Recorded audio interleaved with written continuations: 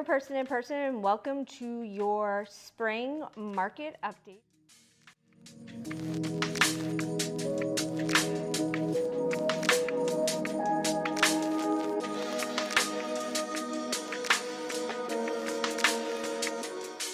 So talk to me about Newburyport, single-family homes. All right, so between April and today, 11 single families sold. The median sale price was $775,000.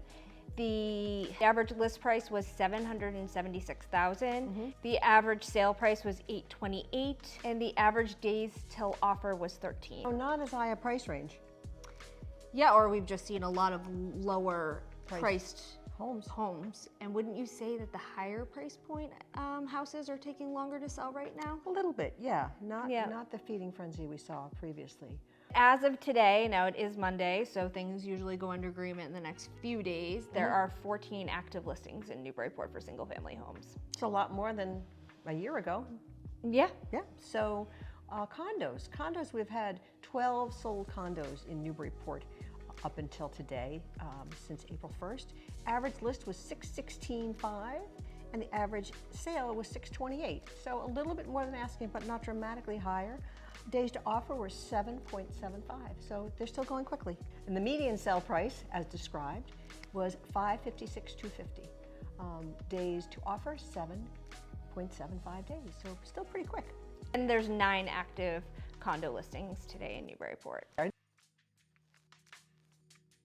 Newbury, we had 6 sold. Average list was $796. Average sale was $814, so still a little bit over ask, but not the 10%, just a little bit over ask. Median sale price was $609 in the little town of Newbury. Days to offer was 5, and there are currently 10 active listings for single family homes in the town of Newbury. So let's talk about what's going on in West Newbury, your wonderful little town. Yeah, so in the past month and a half, only 2 properties have sold, unfortunately.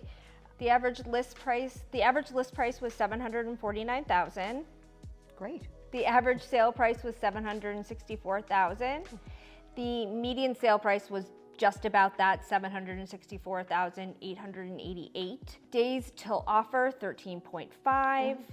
There are currently 6 active listings in West Newbury. That's a nice amount to choose from, actually, relatively speaking. Yeah, maybe some of them will be gone in the next 2 days, though. That could happen, absolutely, absolutely. So,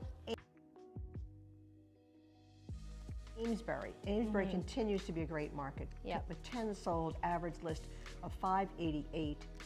Average sale $619, median $609,250. So really still an affordable community to move into. Days to offer were 8.5, so it's still clicking along in Amesbury. And there's six active. Good to know. And as you can see, the average over list price is a little bit higher in Amesbury, and I would assume, and from what I've seen, is because the price point is lower over there. There are more people competing for those homes, which is creating the over list we're seeing versus what you see in Newbury and West Newbury and Newburyport. Absolutely. In general, yeah. Absolutely. And what about condos in Amesbury? Right, so in the last month and a half, 10 sold. In the last month and a half, 10 sold. The average list price was $448,000. The average list price was $448,000. The average sale price was $472,000. The median sale price for a condo was $417,450. 7.8 days till offer, and there are currently 6 active. That's the magic number, apparently. It seems to be there's 6 on the market everywhere. Yeah. Yep. Yeah, so talk to me. I know you've been working with a lot of buyers lately and have had some great success getting them into contract. What kind of price ranges have they been in? Kind of all over the place. Yeah, I would say most are really from 5 all the way up to almost $1 million. So that's a wide range. That's a wide range of price points. And obviously they're all over different locations. I will say that there are some markets, I covered this on my TikTok, there are some markets that are very much more competitive than where we are.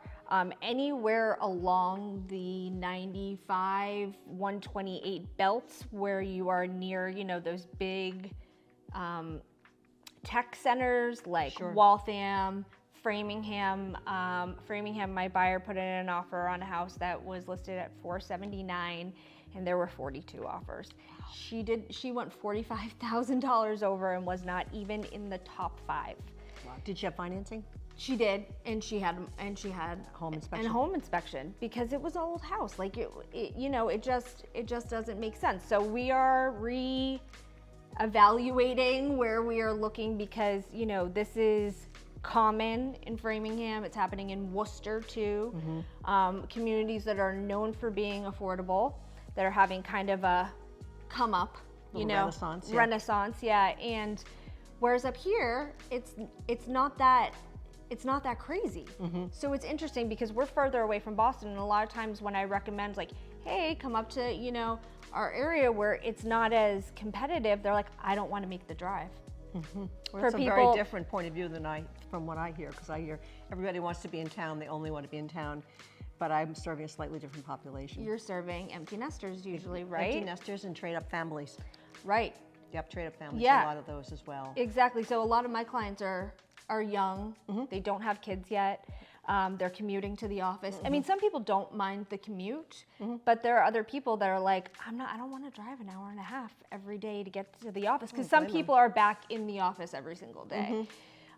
So again, the market continues to be just very different from location to location. I mean, there's some houses that went on the market last week that I was like, there's no way that this isn't gonna stick around. Like that beautiful mid-century house in Haverhill that I went to go tour, that was listed at $500,000.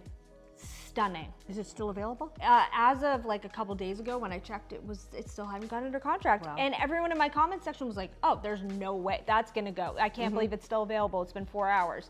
You know what I mean?